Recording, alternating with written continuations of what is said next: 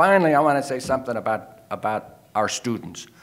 I'm real old, all right? So I've seen a lot of students over a long period of time, and I've taught a lot of students and continue to teach them. One of the characteristics of this particular cycle of student life is that while we have endless variety of media and endless variety of things for them to see and do and hear and listen, the actual profusion of choices has caused them to focus on very few. All right, there's some very interesting studies of what happens when you give away music online. When you give away music online and you have lots of it online, the theory was that lots of unknown artists would get to be heard. Right? Lots of unknown artists would get to be heard because they could all be out there on the net and they'd all be accessible and people would listen to them. They'd say, oh, isn't that cute, isn't that cute, isn't that cute? And everybody would spread it out. That's not what happened.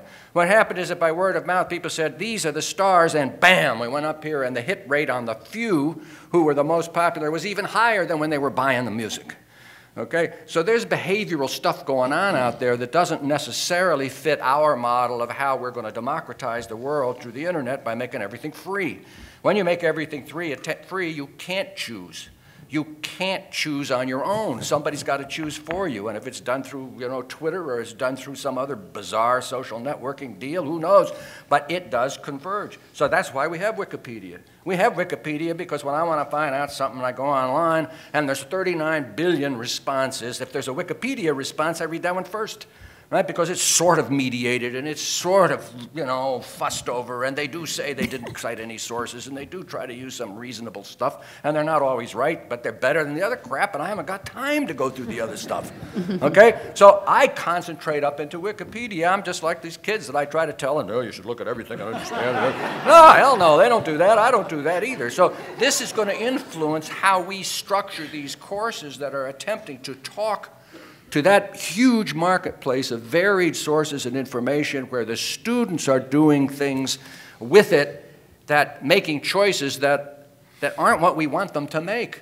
But the nature of the process, which is not yet settled yet, but the nature of the process is concentrating them in the wrong places often. And I don't know what to do about that, but I think it's going to have a big impact on how we go about doing our teaching and engaging our students. And this kind of a course is extraordinarily helpful, I think, in getting them to see what perhaps unconsciously they're doing in their management of this digital flow that comes roaring in at them. Fabrice?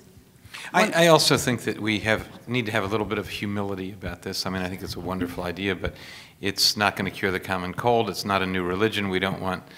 I think it is a wonderful device for helping people understand a very confusing world, and I think we just have to sell it as that. Okay, one last question, Fabrice. Hi, my name is Fabrice Florin with newstrust.net. We help people find good journalism online by rating the news. And one of the things that we've observed is that by focusing on journalism, we may be doing ourselves a slight disservice, and perhaps it might be time to broaden the scope to look at all information and to look specifically at how we as individuals manage the tsunami of information that descends on us daily, and find maybe a course that could be across a variety of disciplines that is a information management and media diet course where we help students and ourselves balance out our media diets a little bit better to make sure that we don't just gorge on opinions or entertainment news, the fats and the sweets of our current media diet, but we do also eat our broccoli, the factual reporting, and that we incorporate Wikipedia